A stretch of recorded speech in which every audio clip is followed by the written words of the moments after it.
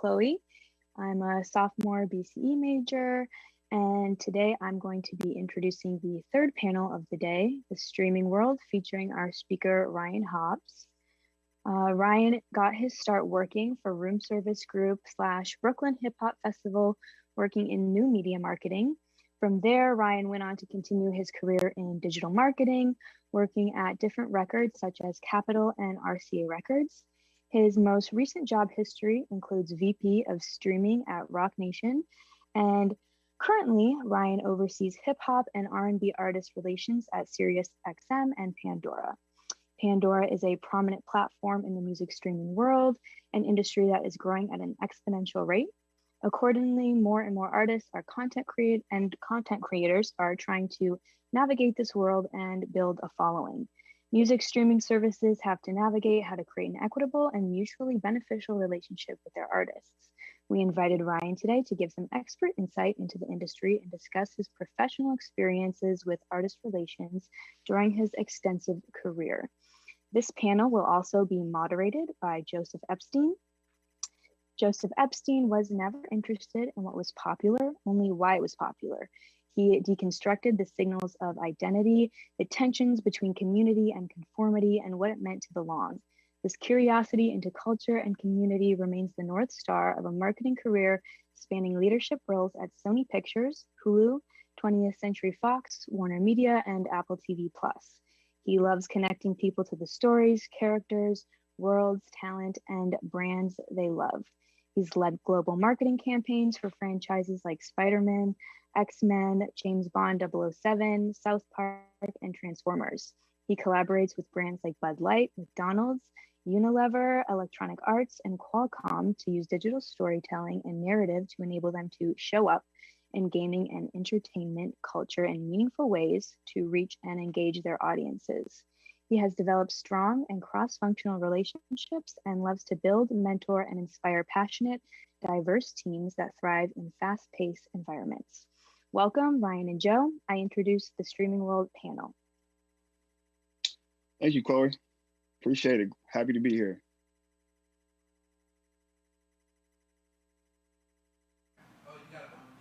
I got to unmute. No. I got it. Hi, Ryan. Can you hear me? Yeah, I hear you just fine. Nice to see you. Likewise. Happy to be here. How you doing today? I'm good. Enjoying my Saturday out here in LA. It's a nice day. So finally getting warm here. Oh, are you guys on the East Coast? No, we're in LA. Finally getting warm you're here. in LA. Oh, yes. It's very nice day out here. Well, thank you so much for joining us today. Obviously, the conference is really around enfranchisement. And as we talk about those themes within music, really want to start with, there's a lot of amazing stories around getting a seat at the table in music, but we really want to start with your journey. Can you tell us a little bit about your journey in the music industry, not what Chloe just mentioned in terms of he went to this and did that and then did this and did that, but you actually are, you come up, it sounds like, through digital, as I did, and you came up in the music industry at a time that it was going through a really extreme existential crisis. That when you look at film into streaming and broadcast, they are just beginning to feel that pain. So we'd love to hear your story, really, and then we could kind of double click into the industry stuff and what you're seeing in the space. Is that all right? Yeah, no, it's totally fine. Right. Yeah, so my story, coming up in the digital marketing space, it was, like you said, I came into the space around 2006, 2007, where it was no such thing as a Spotify. It was no such thing as Apple Music streaming. Streaming wasn't like the prevalent way that people consume music. It was really digital downloads, right? So, I think the music industry had to find a way to create a way for itself to survive. And, moving throughout my time in the music industry, I've seen it go from the importance of a Friday release and let's get as many downloads as we can to, Tuesday release and get as many downloads as we can into now a Friday release, pushing fans to different platforms to stream the music, right? So It's definitely been a journey. I think, as the music industry started to level out and sustain itself through streaming, I found a way, and I know for me, it's all about, evolution in my career. I found a way to kind of be on the forefront of the streaming world, right? Where it's like, I came into, the most recent roles I've had at Rostrum and Rock Nation with kind of like a streaming mindset. Like, let's change the way we do marketing in order to push streaming. So that's kind of like been my journey. And now obviously me taking the VP role at Rock Nation, that was a direct streaming role, helping the artists get on platform, get playlists and things like that. And now I'm actually working at Pandora, which is a streaming company. So the evolution is, again, it's been a journey, but I believe for me, it's just the right trajectory. Awesome. Can we actually rewind even before that? What is the prequel for you from before 2006?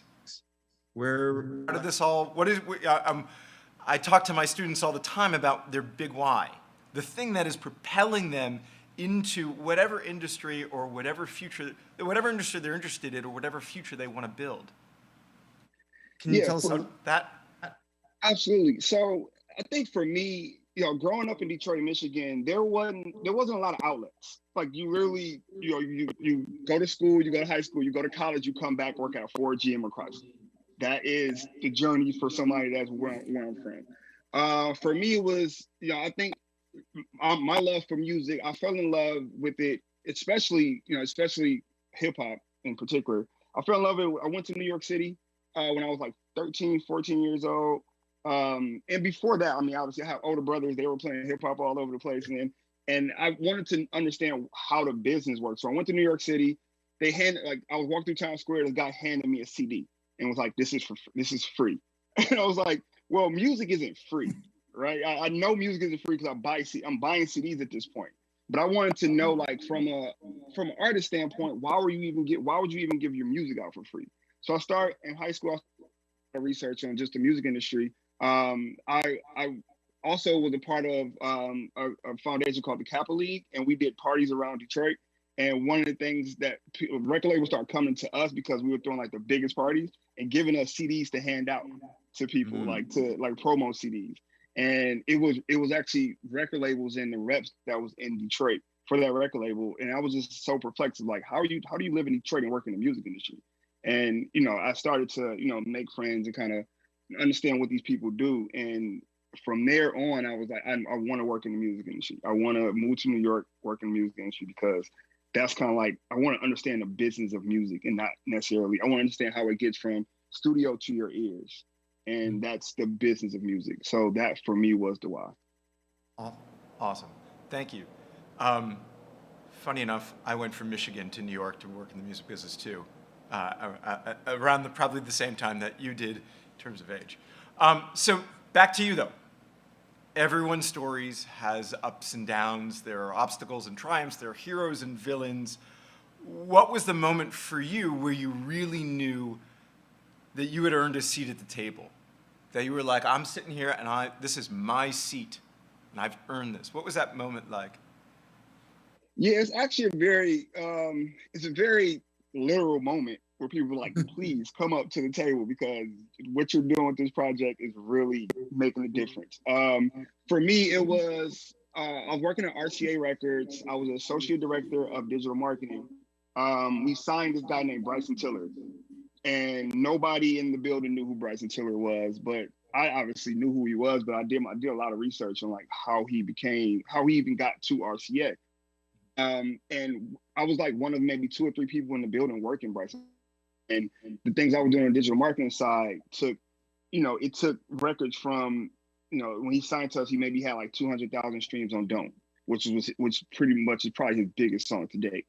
When I took it, we ballooned that thing up to like maybe 15, 16, 17 million at SoundCloud in a matter of like 2 or 3 months. And it was real numbers. It was just simply digital marketing tactics. From that point on, it was, people was calling me, asking how I did it. It was just kind of like a flurry of, I can't believe that, the team behind this took this from this all the way to where it is now. And that eventually ended up Breaking Bryson, Trap Soul, what came out, and it got, a critically acclaimed album. And my name was in the credits. And I was like, and people again were like, yo, that is insane that your name is in my favorite album credits. Even like my niece in Michigan was like, whoa, I just bought the CD and your name is in the credits. I was like, I've been telling you I'm working this. So that's my seat at the table moment. Ever since then, everybody kind of looks at it like, you continue to evolve and you're evolving in the right way. And it's definitely a journey thing to see. So that's my seat at the table moment. There you go. It's disappointing that no more liner notes anymore. Your name doesn't show up anymore, right? But that's all. That's fantastic. Moving into the industry, the music industry, traditionally, artists are found, and some A&R scout finds someone that's at a talent showcase or a dive bar or rolling around in a van or busking on the street, right? That's changed, right? You do digital marketing, that has totally changed. So what does being discovered look like today?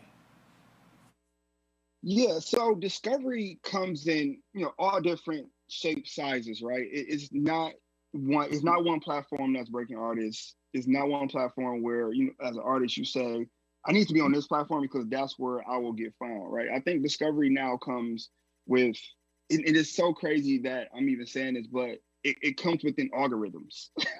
So think about algorithms. Yes. So think about, a Spotify playlist where you have these unsigned artists, but they're making so much noise that they find their way onto a playlist. And that's just Spotify. You have the same sort of backends at Amazon, the same sort of backends at Apple. Well, these A&Rs kind of they still scout these playlists to find and discover these new artists. I also believe that social media is a huge factor in discovery. Only reason I say that is because you can really get a gauge of where your fans are, and and understand like how you should portray yourself on social media. The music, your associations also show up on social media. The people who may have a connection to that A&R that you're so desperately trying to reach to get signed. So I think all those different things, like I think within playlists is kind of like the number one way of A&Rs finding music nowadays. And then obviously word of mouth is still very important. The music industry is very, very small, where people literally talk to each other about artists that's coming up. Like, have you heard any new good artist that's not signed? And have you? And it's like the whole conversation, and literally a continuous conversation within the music industry. So word of mouth is awesome. And I think when it comes to defining different, you just gotta keep your ear to the street. You have to still, again, ask around and go to those bars, go to that show. It's the reason why artists are doing a show in your city or in New York or in LA. Like, you still have to do those kind of like run-of-the-mill things as well. Awesome. I got to imagine that much like in film, where there's a green light meeting and there are a series of factors that go into green lighting a project. In music, when an A&R person brings in a potential new talent, there's criteria. Here are some of the boxes that we need to check, that we want to ensure that we believe are be proxies for success for this artist. Can you talk a little bit about what those factors are? You mentioned it before, some word of mouth, the ability or the likelihood or the history of some of their music showing up in the algorithms across the various streaming platforms. But in your experience, doing artist relations, what are some of the key factors that you see in terms of emerging artists getting their shot? Yeah, key factors is number one. I mean, the biggest factor is having the numbers, right? Understanding that this artist has grown an audience on his own, and how that artist got there. I think that's kind of like the biggest factor, right? Whether it's on social media or in the streaming world. If an artist has shown success, then as a record label, you can come back and say, let's double down on what they've been doing, invest, and grow these numbers, and obviously create a superstar. I think number two is just being able to market the artist. I think one of the biggest things and one of the misconceptions in music is that you sign an artist and the record label creates him, creates like the artist, and it's like not necessarily the artist comes with something. Therefore, as a record label, you have to build on what that artist art has already done. Again, back to being sustainable as an independent artist and building up your own kind of like marketing, I guess. I mean, I'm not sure the word for it, but building your own success. Record label, they take that and they build up on it. So the artists have to be marketable. And I think that's pretty much, that's it. And then obviously, you wanna have somebody that kind of fits into the mold of the label. You have Def Jam, like Def Jam is not going to sign a country artist. So you have to create, you have to sign what your label or whatever the particular larger label is about. Like you have to sign them, and you don't want to step out of bounds of what you've already kind of established and built as a branding for your label. So I think those are kind of like the biggest factors for sure. Awesome. Streaming, but before I do, I have one record label question. You talk about artists coming up, about promoting their music locally, about getting attention more nationally, about being exposed to the very powerful algorithms across these streaming platforms, and yet we're still talking about record labels like it's 1992. What does a record label do today? Because before, right, up until quite frankly Napster, which was I think the turning point in this business, a record label throws you a bunch of money and effectively finances the production of your career until you pay it back on a 1+7 at 11% royalty rates, right? So they put you on tour, they work 12 to 18 months promoting you to radio, they get press in all the DMAs and that you're touring around, and that's great. In an age of word of mouth, in an age where an up-and-coming artist can sit and have 6 million followers on TikTok, what do I need a record label for? Yeah, I totally agree. I mean, it works for some artists. It does not work for other artists. Some artists really do need kind of like that structure and foundation that a record label provides. It needs to, like some artists they need to be told, we're going to drop a song every 3 months. And here's how we're going to market those songs. Here's your PR plan. Here's your social media and digital marketing plan. And this is how we're going to break you. Some artists need that. And I feel like, in the independent world, if you're an artist who has a solid team around you, I don't know what you need a record label for. I mean, if you can show that you have some sort of marketability where you can go out and get the streams yourself, and get the same type of press, get the radio to come on board. There's no need for a record label. I honestly think that record labels, again, are there for the artists who need structure. And to be honest with you, I think a lot of artists need that structure. And they need that bankroll. They need somebody to tell them how their music is going to be rolled out from a PR, marketing, social media, digital marketing aspect. They need that, and they need that direction. And obviously it's a bank. So it's finance and everything, like you said. So yeah, I think it's still a very need for record labels. But I do feel like the record labels now are a little bit less powerful than they were in 1992 because of the streaming world. Anybody can go on TuneCore, CD Baby, or any of those, and really upload their music to every streaming service. Awesome. Getting into what you're doing over at Pandora, and Pandora in specifically. I mean, we know certainly that Pandora and the other music streaming services provide this enormous library of music content for everybody, and so everybody has a suite of their own highly customized radio stations and an extensive library of their favorite stuff. More and more, however, I have to imagine that those streaming services are, quite frankly, the tip of the spear as it relates to creating music culture. Right? We used to read zines or Vibe or Spin or whatever, right? But that stuff, nobody reads magazines anymore, number one. And those folks are even behind the curve relative to what you guys are programming and why you're programming it. So knowing what we know as consumers about these streaming platforms is one thing. Can you talk about the cultural impact the culture building that occurs within streaming. Yeah, it's been one of those things over the past, I would say, the past maybe 10 years, 7 to 10 years, where streaming companies have this now cultural responsibility. And it's it's the reason why you have Rap Caviar at Spotify, you have Rap Life at Apple, you have Rap Rotation at Amazon. We have a host of different playlists that cater towards specific genres. You have to kind of, like, when you work in music, you have to be culturally aware and culturally relevant, right? If you're a company that is continuously marketing a product around music and is based on other people's music, to where, like a streaming service basically is based on, they're licensing the music from the record labels. You have to figure out, you have to understand what it means to be culturally relevant. So they're bringing in people like me, people like Carl Cherry at Spotify, people like Ebro at Apple, to kind of build out to build out the culture within that company.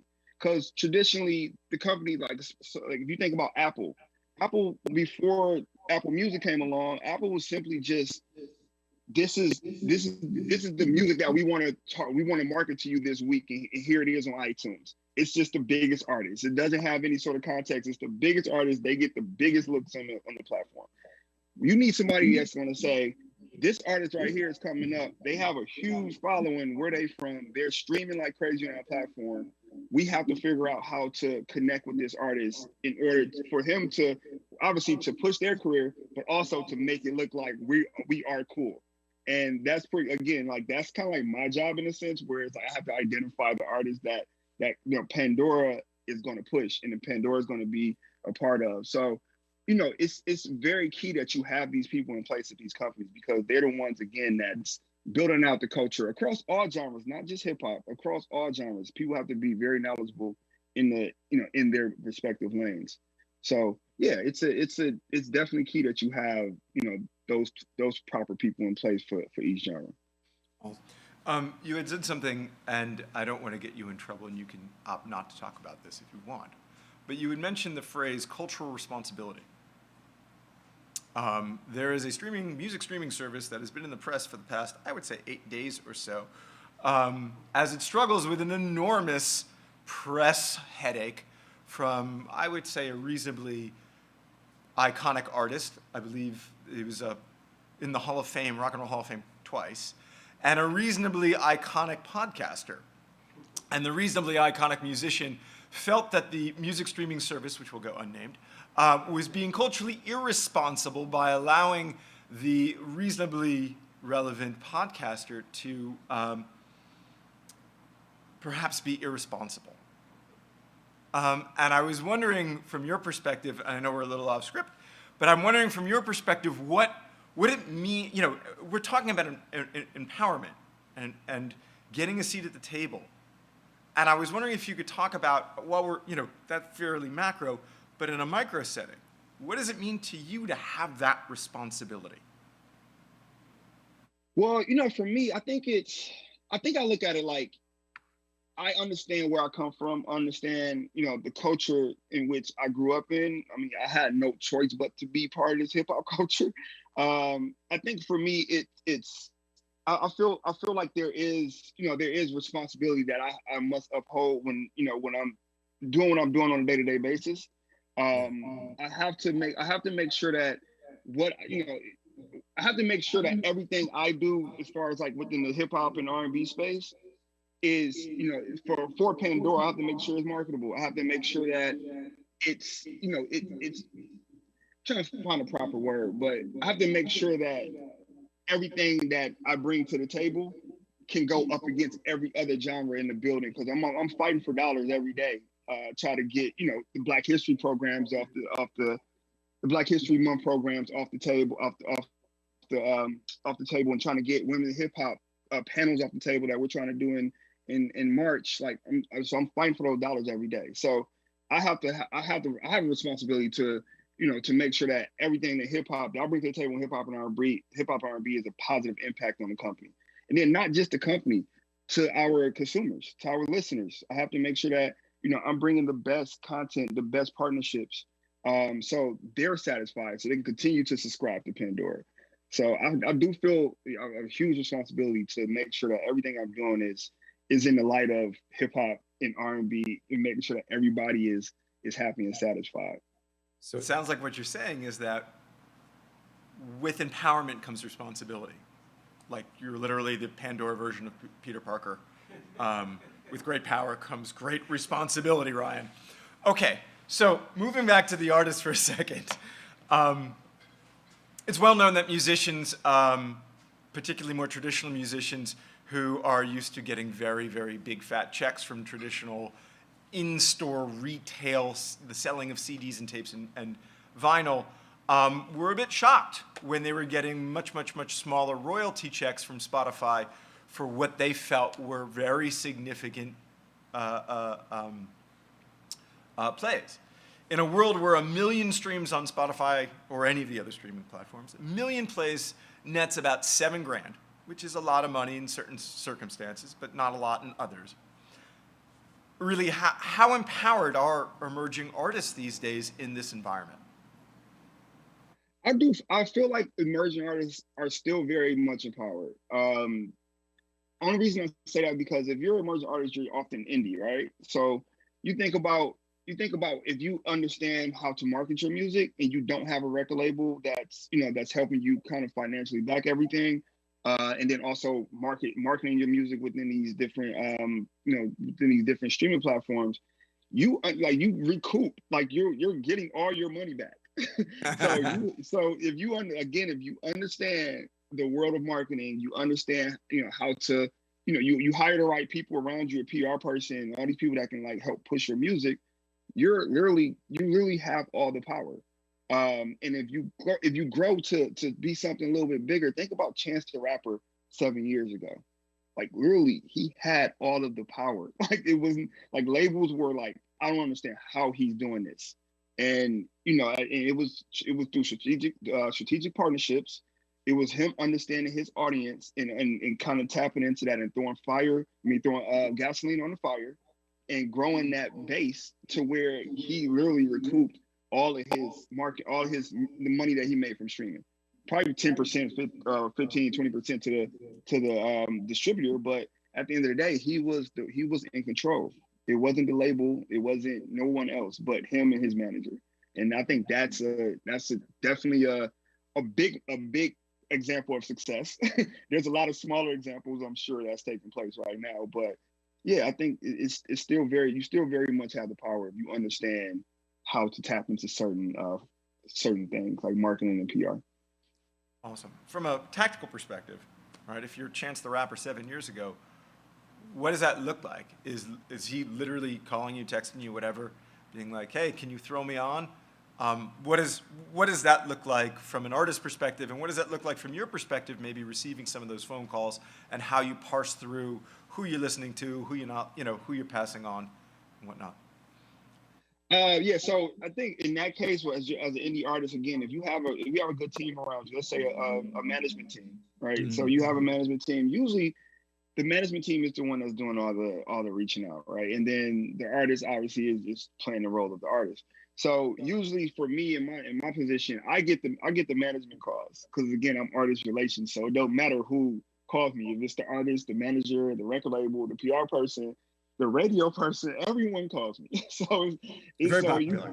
Yeah, I try not to be sometimes, but yeah. So it's like that. You usually have a team that's doing that outreach, and it's literally the same process as it is as the label doing it, right? So the label calls and asks me the same thing, asking me the same thing as the manager, and sometimes I do get calls from the artists, and they're asking me the same thing. So it's not too far off. Like just for the label, it's just more, it's volume. It's the label is calling. When they call, they say, "What's up with X, Y, and Z artists?" Whereas you hear from the manager of the independent artist, it's just all about his artist. So you able to have a little focus when you kind of talk about one artist and one artist only.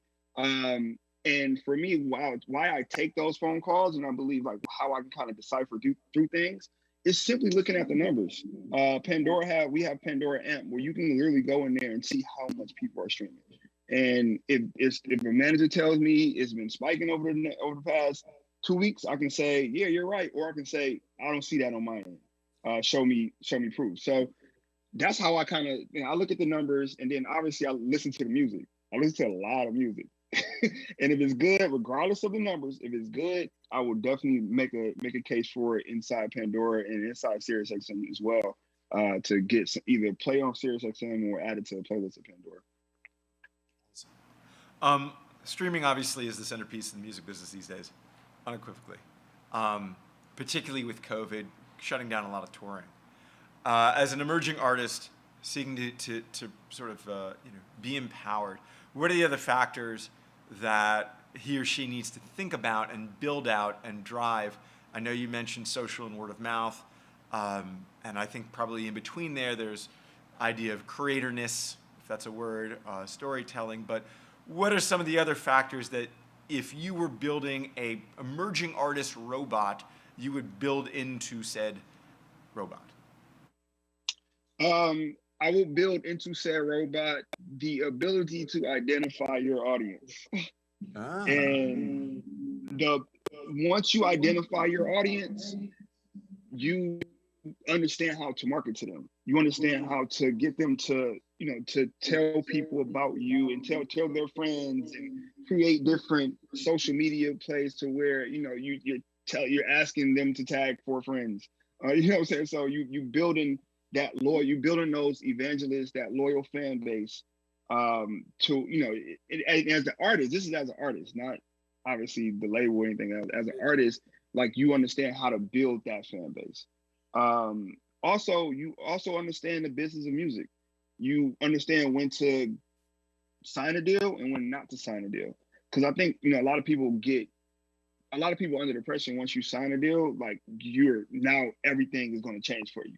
You can sign a deal and become very stagnant. There's been people who put out songs as independent artists and sign that deal, and you've never heard from them again. So, it's having the understanding and the wherewithal to, create these partnerships and create these, and when, and understanding how and when to do it. So I would say those are kind of like the 2 things. And then also just be self-aware.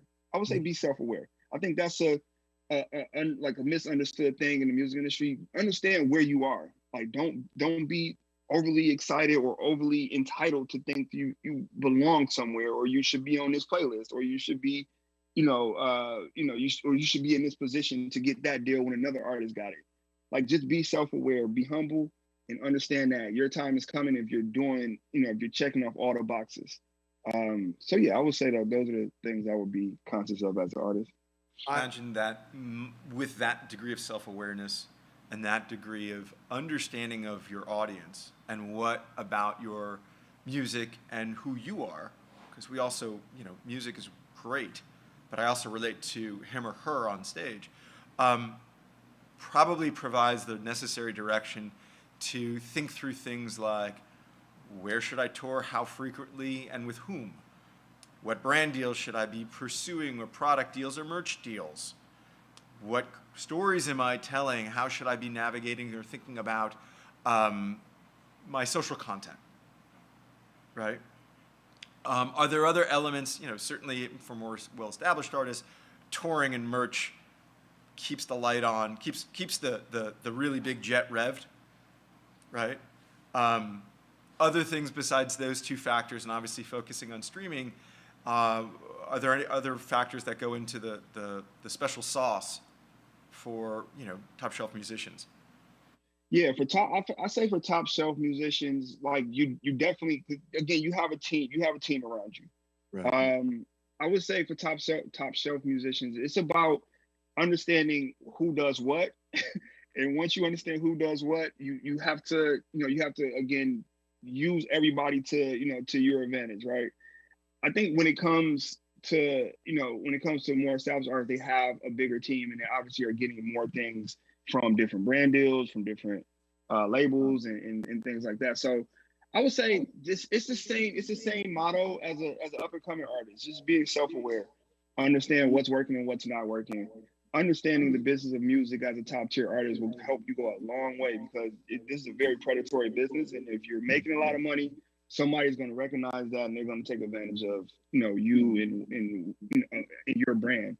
And to the point of brands, as an established artist, you are a brand, and you have to understand when to align with another brand that's going to, obviously put you in the right light. It's funny because in my current position, I'm the one that's always pegged to figure out, hey, we have an American Express content series. Who are the hip hop and R&B artists? And it's funny because like I have to connect American Express with an artist, and it's a lot of artists that I approach. Sometimes they say this isn't the right deal for my artist. This is the right deal for me. I don't have American Express. I have Capital One. I did a Capital One commercial 2 years ago. Can't do American Express. So they might be tied into a deal, but it's just about understanding, being self-aware of like where you are as an artist, and understanding as an established artist, how do you go to the next level? Because there's always a next level unless you're Taylor Swift. There's always a next level. So I think those are kind of things that you should be aware of as a top tier artist. All right. Well, staying there for a second, right? You mentioned it was kind of a weird two-parter, but we'll give it a shot. What we see in a lot of top tier artists these days is selling of catalog, selling out those catalogs for hundreds of millions of dollars. Always for emerging artists, it was always a function of keep ownership of your stuff. Don't sell that too early. Is that still, if I was an emerging artist, bizarrely a middle-aged emerging artist, my talent, my magic came out a little late. Would that be still the advice that you would give me as a means of maintaining my sense of agency in this business? 100% ownership is very important in the music industry. Unfortunately, when you go to sign to a label, you give up ownership, right? You sign over your masters, you go to a publishing company, you sign over your publishing. So I think it's still very, very important that you as an up-and-coming artist, it's very important that you own as much as you can, own as much music as you can. Cause I think it's all a give and take, right? The label, like you sign to a label, they give you an advance. You really are giving them your music to own.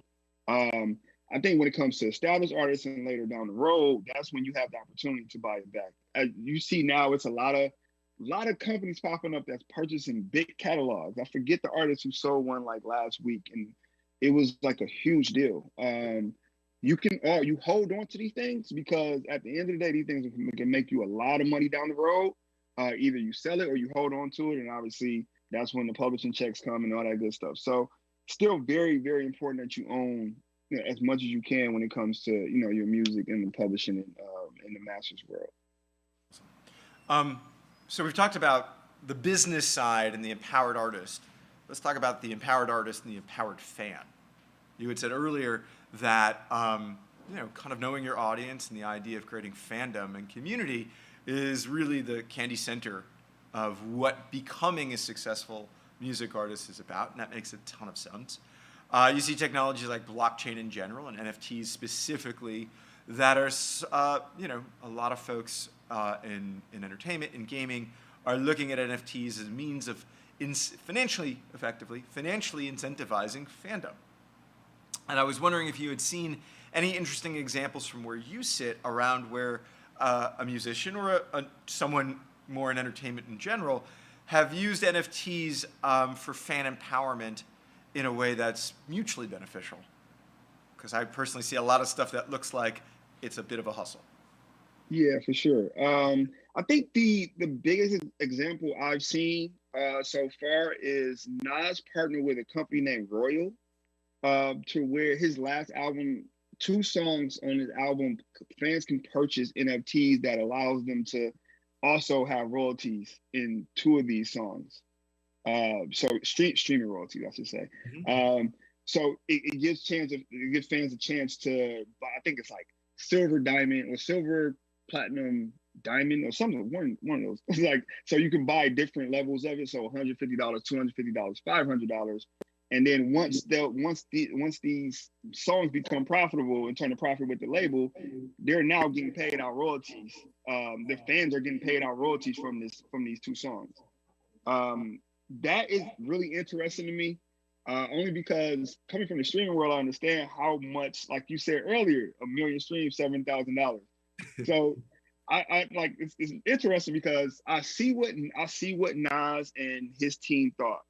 Hey, we can make money on these songs and not wait for it to turn a profit in the streaming world. Literally, we sell these shares to fans. So that's the most recent example I've seen where it's an interesting concept. This is the first, I want to say that's one of the first deals of its kind.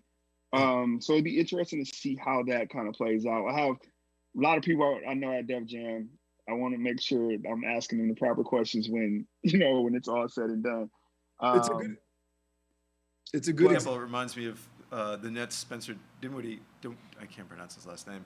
Who's looking to capitalize his future contracts by selling shares of his future contracts. It's very smart. Get to my final question, and then we'll open the floor up for questions from the audience. The heart of the conference is really around personal empowerment, enfranchisement. And, the music industry as an industry has a really dynamic, specific, unique culture, and it's filled with very unique characters. You had mentioned, they're streaming giants, they're record labels, they're managers, they're promoters, they're PR people, they're teams. And you had mentioned the at least traditional predatory behavior, which I think probably there's always predatory behavior. So what does it mean? How does an artist claim their seat? What does it look like for an artist to claim an emerging artist in particular, who comes in with with enormous talent and all the pieces and parts that should usher them to success? But how does an artist claim their seat in the business side of this? And what does it mean for an artist to sort of, be in the room? Yeah, for sure. I think how an artist would claim their seat is success looks different for every single artist, right? Every artist has a goal.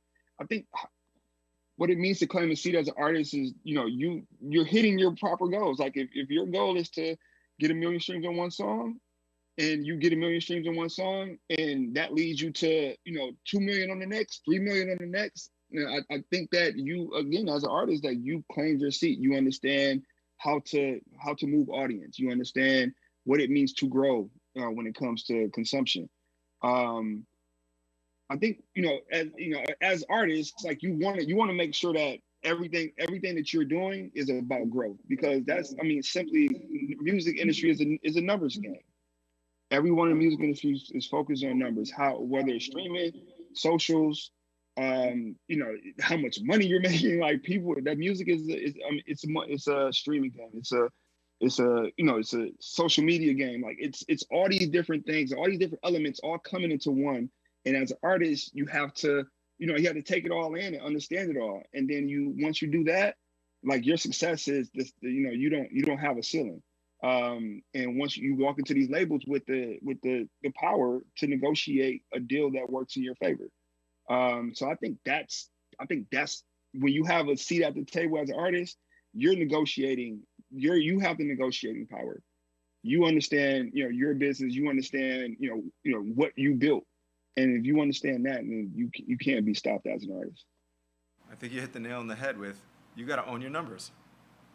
There you go, math coming up again for this second.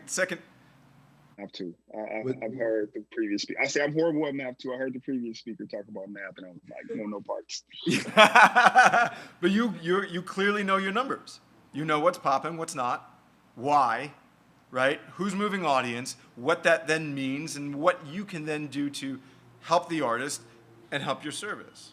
So I said that was my last question. My real last question is, who should we be looking out for? Oh, man. I got my pen out. Okay. All right, cool. So earlier today, I was listening to, I don't know why, I went for like a 5 or 6 mile run this morning, and I was listening to all of Bodie James' catalog. I'm not sure if anybody's familiar with Bodie James. He's also from Detroit. But he has a lot of songs with Alchemist. That's one of my favorite artists right now, hands down. I'm trying to think of who else. I mean, I think I'm gonna go with Bodie James. If you had to dive into something, go with Bodie. Okay, appreciate you. I'm gonna turn this over to some audience questions. All right.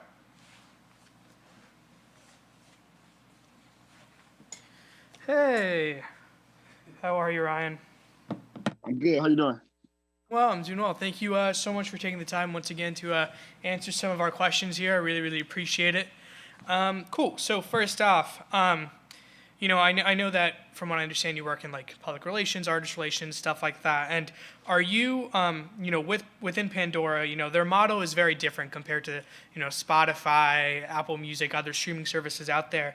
Are you asking customers to choose Pandora over Spotify, to subscribe to both? And also on the flip side, as a creator, are you asking artists and whatnot to link up with Pandora compared to the other streaming services out there?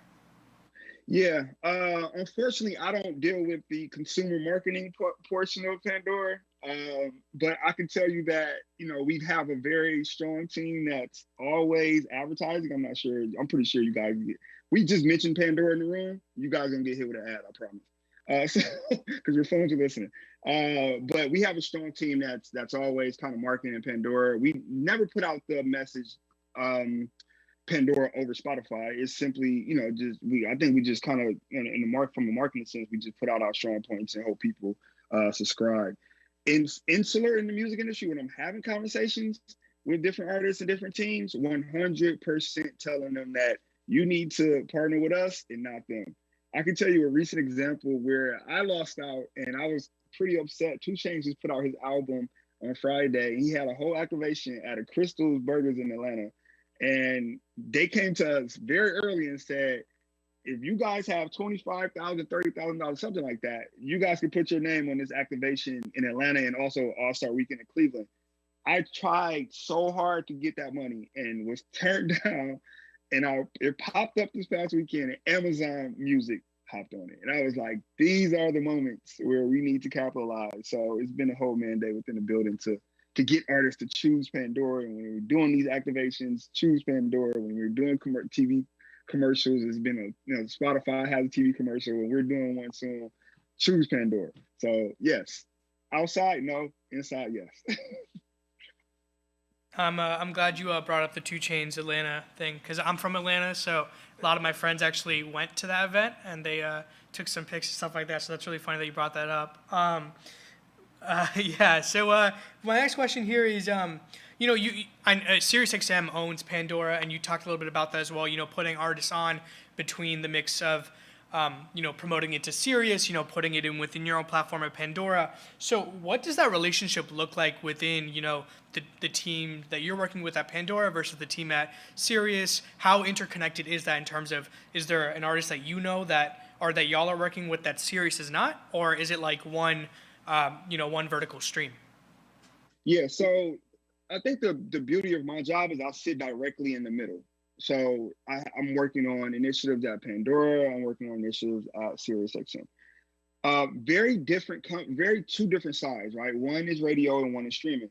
As you know, radio, it has its own priorities. It has their own people that they're talking to at the labels, the promo team. And then on the streaming side, you have commerce, people at the labels who you speak with. It's very different because we have a ton of playlists, and literally we're programming songs every single week into these playlists on the Pandora side, and that's volume, right? That's you're dealing with, you have to listen to hundreds of songs a week to understand how to program them. On the radio side, it's more so, okay, we know Meg Thee Stallion is coming out with a single. Let's put it on these 2 stations because we know it's going to be big. It's not necessarily discovery. It's more so, let's just continue to kind of do the run-of-the-mill things to keep people listening to our station. Again, it's radio. I'm not sure who listened to the radio in the past couple of years, but it plays the same songs over and over again. There is a level of discovery when it comes to the social media side, to SiriusXM and the things that we're doing over there. And trust me, it's gonna get a whole lot better. And on the Pandora side, again, it's about trying to find that artist early to break them through playlists. But there is a lot of synergy when it comes to the marketing and figuring out, the branding portion of it, because Pandora SiriusXM has a lot of branding partners I mentioned American Express earlier. Toyota is another one. So it's, we come together on that and figuring out what's our priority for those type of campaigns. And I would say that's probably like the only time we come together. Other than that, two different sides moving at two different paces. Gotcha. Yeah. So, sort of with that, going back to the first question, when you were talking about how, in your own little anecdote, talking about how y'all lost out trying to work with 2 Chainz in that event in Atlanta, obviously a big emerging industry is NFTs. We've talked a little bit about it today. We'll talk about more about it next week. How does, in the artist relations team within Pandora, are y'all trying to do stuff like that within NFTs? Or, here specifically, one of our audience members asked, do NFT deals like the one with Nas affect or threaten your business within Pandora? It's obviously all digital, but is there only so much space that y'all can handle and take on in the artist relations team at Pandora? Yeah, as far as NFTs go, and how we're kind of working with them, it won't necessarily be NFTs that we will offer for anything that we kind of own. The way we're kind of thinking about NFTs now is partnering with artists to do, something like a 2 Chainz event and, create an NFT around something like that to where, we own it because we created it, but we're also selling it. And, obviously the artists and whatever the contractual, whatever the contract says, I'm not sure how that would work with a label. But we have been in discussions with a lot of different NFT companies on figuring out how we can create those in-house and then give them to the and create them around events and sell them to the consumers around these particular album releases and events. I'm sorry, what was the second question? No, I mean it was just very much in that same line of just like how does something like an emerging business opportunity like NFTs play a part within your artist relations space and how y'all are trying to get in the forefront of that? As an example that I mentioned earlier, it doesn't affect us in any type of way because people are still going to stream Nas the same way they stream Nas. So it's not, it's not him saying, go stream at Pandora or don't stream at Pandora because they're not going to give me the same royalty rate as, any other DSP. So it doesn't really affect us. It's more so if you talk to somebody from Def Jam, I'm pretty sure they'll have a lot more in-depth answer than that. Gotcha. Cool. So, my final question here from the audience is, a lot of creatives have felt a lot of burnout, during the pandemic, and even now there's just, we're sort of touching throughout about like this oversaturation in the market, if that's what you want to call it, of there's a lot of new artists out there, easier than ever. You mentioned, CD Baby, fun fact, I'm an artist myself. I use DistroKid, so stuff like that, right? So it's like there's different ways that we could put ourselves out there easier than ever. But obviously with that, it's like how do we break the mold and try to, make a name for ourselves? So with that, I think like what advice would you give emerging artists, new artists to, not feel that burnout or not necessarily not feel it, but like how can we rise above, this overcrowded landscape and make a name for ourselves? I really like that you said, know your audience. That's clearly a very important thing. But like, is there any other things that you feel like we could do to, just maneuver our way through this crowded field? Yeah, I would say honestly, the world is so connected. And you can connect with people through social media and however way you need to connect with them. But networking is huge. It is huge. That word of mouth in the music industry comes from networking.